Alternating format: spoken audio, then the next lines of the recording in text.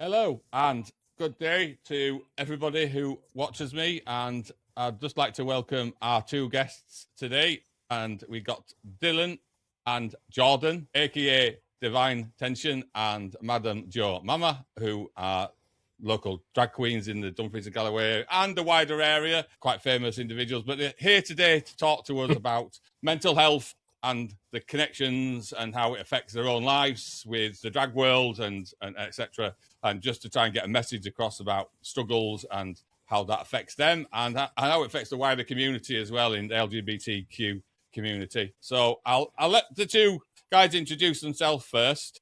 They can let us know. So Dylan, you just tell us a little sort of brief bio about yourself if you don't mind, and then I'll move on to Jordan. Of course. So, hi, I'm Divine Tension. I have been doing drag for like almost, actually, it's over 9 years now, but it's been just over 9 years, kind of approaching the 10th year. I started when I was at uni in 2017. That was like my first performance at a student union.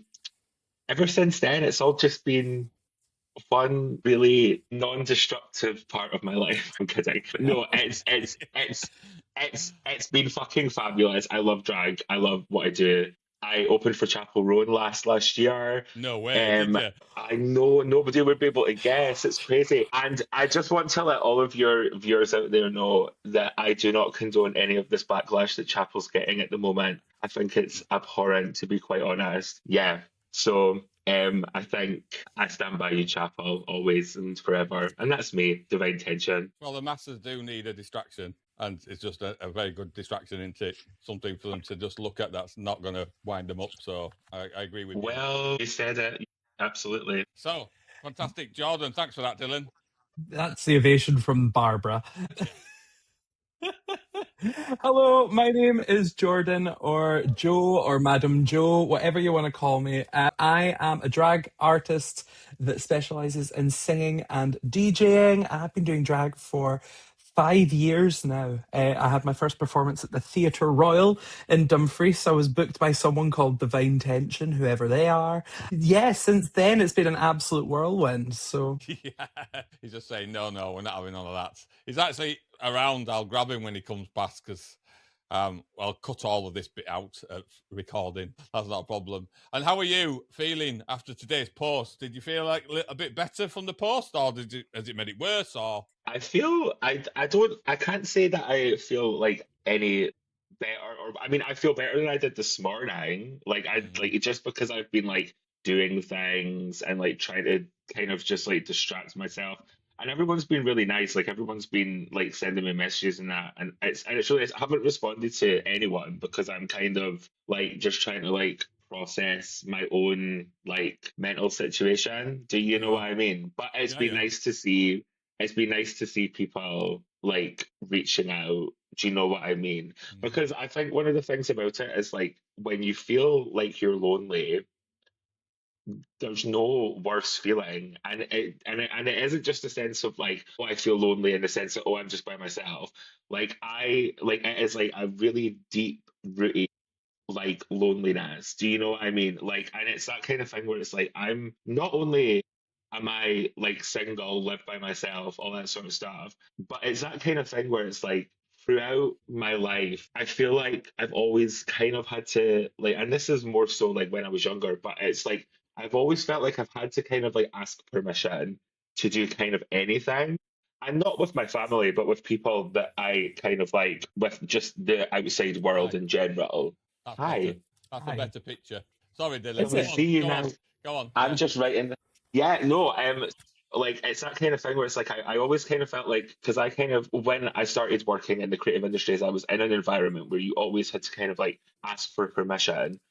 And I think that is quite a lot to do with how I feel about like asking people for help. Do you Yeah. know what I mean? Because in the same breath of asking for permission, you were also I'm not going to name the people that I worked with, but the I also a lot of times that you felt ridiculed for asking those questions. Yeah.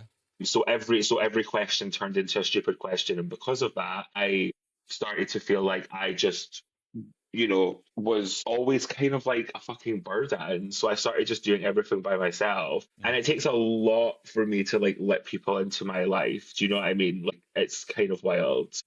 But yeah, like the lonely feeling like never subsides really. Kind of like it's better when you have people like Jordan or like, you know, my family that I can like turn to just be like open and vulnerable with because it's just like it's a really difficult thing. I've only really just started being like really vulnerable like online over the past couple of years. Like I never used to do that and I always didn't want to because I always just find it quite cringe. Mm.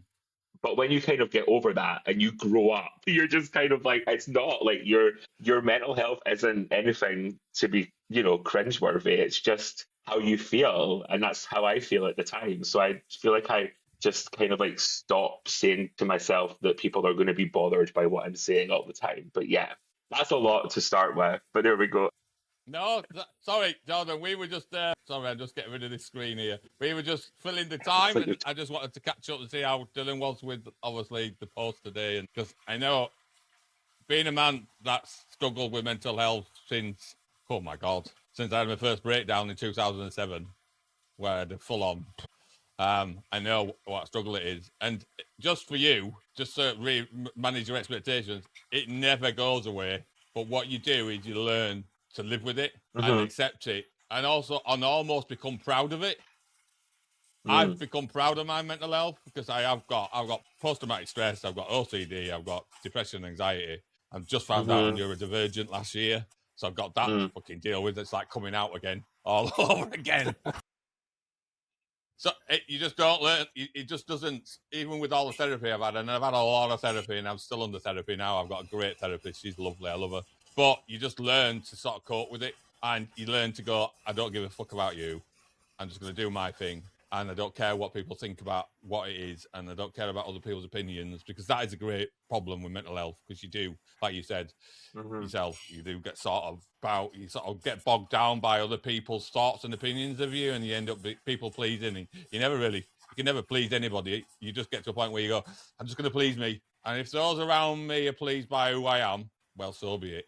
Those that are not, don't care. And if I've only got two people in my life, then I've only got two people in my life. Because Yeah. what my dad once said to me, he says, you might have 1,000 acquaintances, and at the time when I was in my late teens, early 20s, I had loads. He said, but they're only acquaintances, not actual true friends. So why are you running around for them? And you learn that over time. I mean, I'm 52. Mm-hmm. I'm still learning. I, Right. Are we all right? Should we get on? Yep, yeah. Crack all on good. then. This is sort of whoever wants to answer. And if you both want to answer at the same time and chip in a little bit each, I'm not bothered. That's fine. Okay. So, when you step into drag, either of you, are you becoming someone else or revealing more of who you already are? Can I chip in first? So, Of course, you go. Dylan can attest to this. When I first started doing drag, I thought there was a massive difference between who Jordan was and who Madame Jo was. And I think it's only in maybe like the last year and a half that I'm realizing that that's not the case. So I think I do recognize Madame Jo as more of, and as weird as this sounds, I recognize Madame Jo as a more sort of like the more masculine me. And I know that's ridiculous to say, but that's how I view her. And she's almost like an extension of my masculinity. I don't know why she's an extension of my masculinity, but that's just how I've come to view her. But I think I mean, a few years ago, yes, Jordan and Madame Jo, I considered them two very separate people. So when I put everything on and I was in full clobber, yeah, she was an escape for me. She was an opportunity for me to forget about what's going on in my own head and an opportunity to step into a completely different reality. And it wasn't until a few years ago that I sort of went, ooh, maybe not the healthiest of approaches. I get Mm, that. I can go. I don't.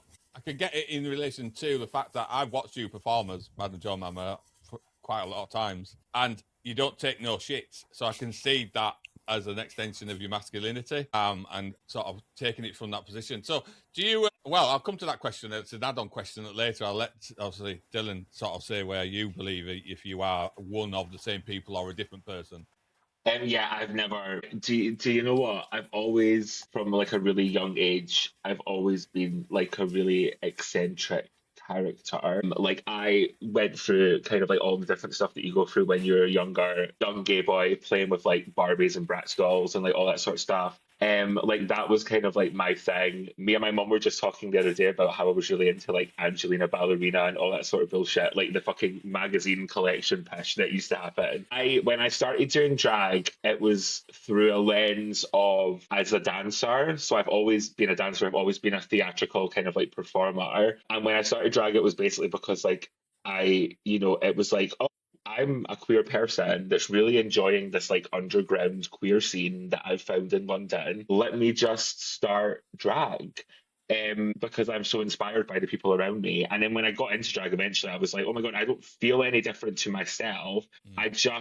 And this is going to sound really deep, and maybe we can like unpack this later, but I have always felt more beautiful in drag than I do as myself. So that's always been a thing. It's never not been that. So, and that obviously stems from a lot of other shit, but I think that's the big difference is like I feel like a lot more like presentable just like as a person when I'm in drag as opposed to when I'm not. But personality wise, I think everyone would agree that's here that it's not that different and it never really has been that different. Like I've developed my drag and it's developed over time, but it's developed alongside my personality. It's never been like, oh, Devine's over here and Dylan's over here. It's always kind of been like they're like one and the same. So yeah. So no defined sort of definite line between the two, the sort of No. merge in between. Well, I mean, apart from like 2 hours of getting into drag, that's the only line that separates the two. Do you know what I mean? Apart from that, no. No. Well, Yeah. just as an add-on to that, because we're three gay men and we know the troubles that we go through as a What did you community. call us? We're three gay men. Who's going to bring the who's bringing the frankincense and who's bringing the myrrh? Jesus Christ! How many wise men were there? Was it four? Sorry, I can't. 3. I don't know. Three. It was only three. I've got it right. There we go. Sorry. Go on. Well, you know, when you mentioned, Jordan, about escape, you mentioned that word. I've done a lot of escaping, but my escape route was into the world of clubland, and I was a raver and all of that stuff. And just became androgynous in a way because I wasn't interested in getting sucked into the whole what I was actually inside. So do you think a little bit of the beginning of this, I know where you both are now, but at the beginning was a way of escaping who you were? So you didn't have to then deal with the mental health issues that come with what you had to deal with? I don't think so, actually. I think so. When I started doing drag, for me, it was the pandemic. So we were in the second lockdown here in Scotland, the one sort of like over Christmas time into 2021. And I think it was literally, I turned to my husband and I said I would quite like to start trying out makeup and trying out drag. I'd always been an entertainer, I'd always been a singer, but drag is always something that was there. It was always something that piqued my interest, and I'd always had a fascination in the world of drag. I was a big fan of Drag Race and things like that, and I thought, do you know what, let's give it a bash. And when I started playing with makeup and things like that, I found that it was an opportunity for me to almost decompress and chill out. So when you're sat there for 2 hours putting yourself through the ringer with the old powder puffs and all the brushes and all the makeup that ends up on your face, you're literally sat with your own thoughts for 2 hours. And it's actually a really nice time to figure out what's going on in your head. It's a nice time to figure out what's going on around you. So initially, I didn't think it would be a form of escape at all, but it ended up being that just way of association. It was, hey, I'm going to go and start practicing drag. I'm going to become a drag queen. And through that, it was like, oh, okay, this is a lovely opportunity for me to just take myself away from my own thoughts for a couple of hours. It was something I found accidentally just by practicing the art itself. Fantastic. Yeah. And is that similar for you? Is that your thoughts, Dylan? Pretty much. I started drag like before pandemic, like way before pandemic started. So and I think something that's quite important to note as well about when I started drag before Drag Race UK was a thing here. Right. And I think that, and I'm sure as I say, I'm sure we can get onto this later, but Drag Race UK has had such a profound impact on the industry, the way that people see drag, and the way that people do drag in this country specifically, to where it's like totally different. I only just started watching Drag Race literally about a month or two before I started doing drag. Right. So I was using drag as a form of like escapism, just in the sense, in the same way that I was using London as a form of escapism. So Okay. I moved away to London to escape the small town because, like, plot twist, I used to fucking hate Dumfries. Like, I used to despise it with every single fiber of my being. And that was why when I was 17, I wanted to just move away. I was like, I need to be as far away from here as possible. And that's where London came into. So London became a kind of like escape from here. And then obviously drag and discovering queer art and the queer scene and kind of drag that had kind of where people like the kind of drag that I was so used to was like people just weren't afraid to just be themselves, and people weren't conforming to a certain type of makeup or a certain type of outfit or a certain type of body. It was like people were just putting on what they wanted to express themselves, the looks that they wanted to do. Like I remember like a really early version of Taste, like because Taste did she was on season 2 of Drag Race UK, Yes. but she did I met her at a bar called Her Upstairs, and I remember her drag. It's still amazing, but her drag back then was on such a different level because she was such a unique character. And I think that for me was so inspiring, and it Yeah. kind of like informed a kind of like this kind of idea of escapism, and that's kind of always why I wanted to do it. But I don't think I feel like I'm escaping from anything when I'm in drag. Like I don't really remember if I did, Right. but I like nowadays I don't feel like I'm escaping anything. Like for Yeah. example, when we did the gig in Creetown last week, Yeah. I didn't like I was struggling with stuff, and the struggle didn't change because I was in drag. Of course, Right. your environment's gonna inform how you feel. Like it was nice to be around you guys, it was nice to be around Joe, it was nice to just like have that supportive environment. But the actual act of putting on a different persona didn't change anything about like yeah, it didn't help me escape from anything. No, Yeah. I don't think it does actually, but it's nice to hear what people's because I, when I was a young man and struggling with everything in the head, a lot more than just sexuality issues, I would Hmm. love going clubbing, like proper.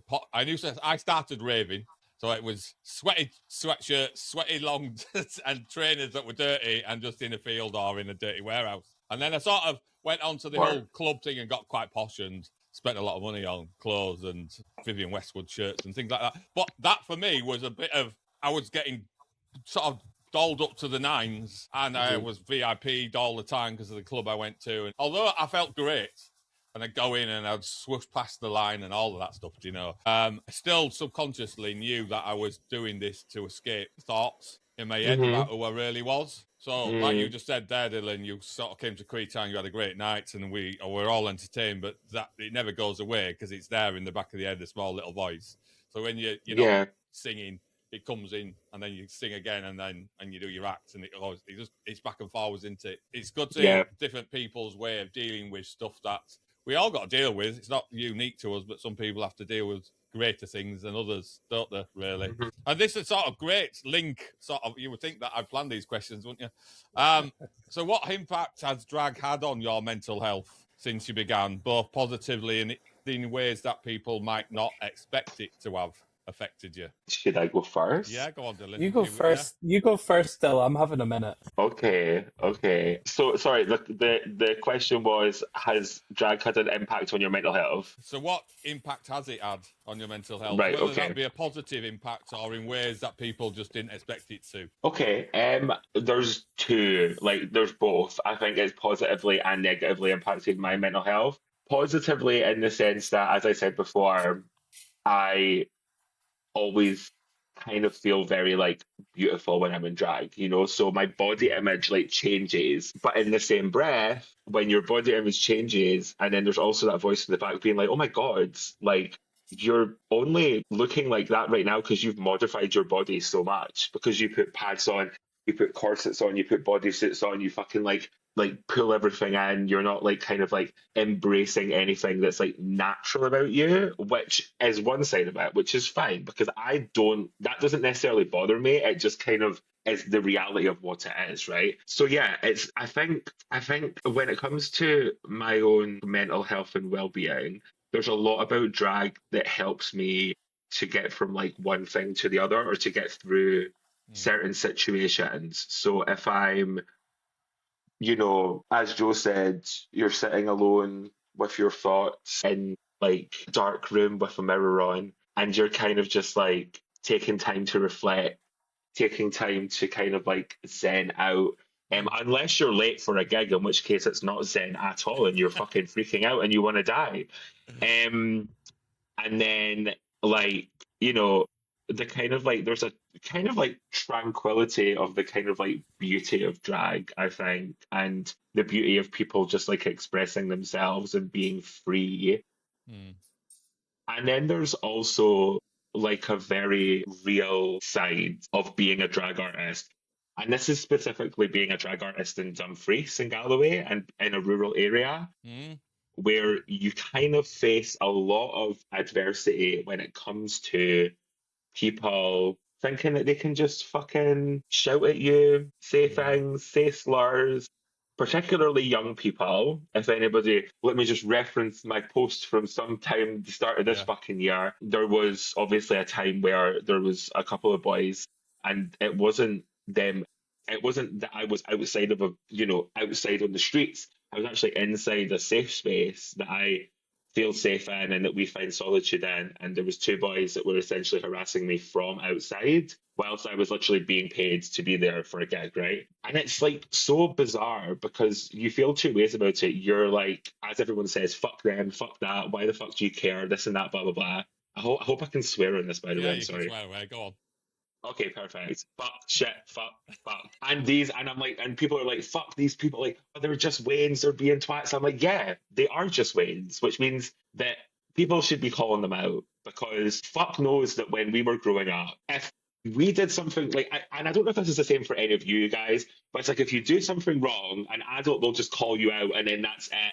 You get Mm. told off, your teacher or your fucking whatever, and then you're thinking, whereas everyone just seems to be fucking scared of the Waynes now. I feel like I'm going down a different path here. But it all comes back to the fact that like that sort of shit negatively impacts your mental health because you're Yeah. scared to leave the house in drag, you're scared to walk down the street in drag, you're scared to exist in public in drag. And there's been times where I've literally been taking the piss out of for literally wearing like pink shoes. Not even like full drag, just something like different that like goes outside of their norm shit. And with the whole fucking rise of the manosphere and all this Oh pishy yeah. bullshit that they all fucking like, that is influential to these young men, particularly young men, but also young girls as well, which is Yeah. Yeah. concerning. It's just like, why are people like, it's like everything's shifted like so intensely. And why should we as like grown adults have to feel fucking shit about, because you've imagine you've just, so let me just set the scene for you. You're getting ready in drag, you've just done your makeup, it's taken you 2 hours, you're then in full drag, you have to walk literally 2 minutes down the road to get to a gig, like a Mm. DJ gig or some sort of private booking that you have at this like pub that you find safe in.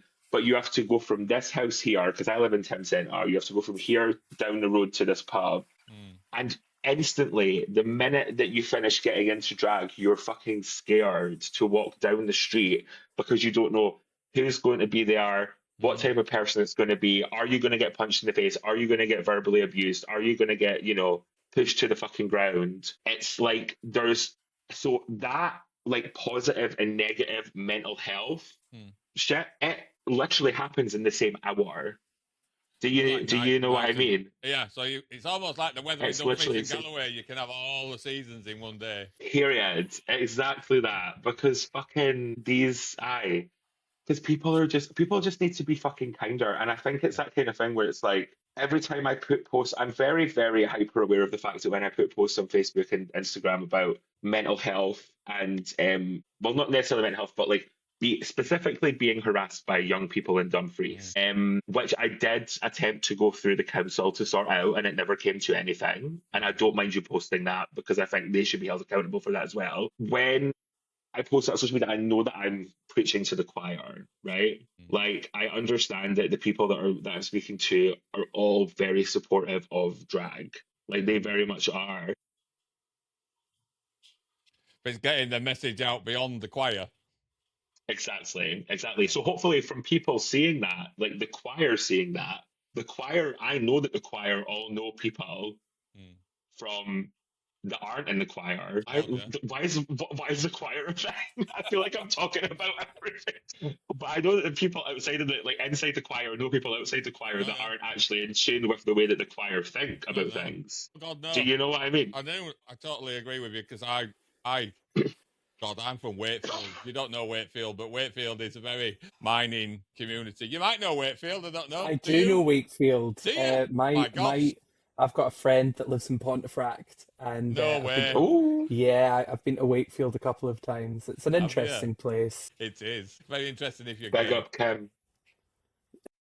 I said big up Kim. Is it Big Kim you're up talking Kim. about? Yeah, it's Kim. Woo! I Right. love Kim.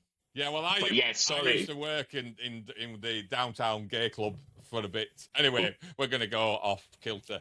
So yeah, I completely We're agree with talking you. about like Everything that you say, I think it's outrageous. So what about yourself, Jordan? Do you have a similar outlook on mental health and how it affects Yeah, you negatively or positively, or some I surprise do. about how it affects you? I do. So the positives are great. And it's the high that we ride on as Hmm. people within our industry, right? So the highs for me are the adulation that we get from the people we're entertaining.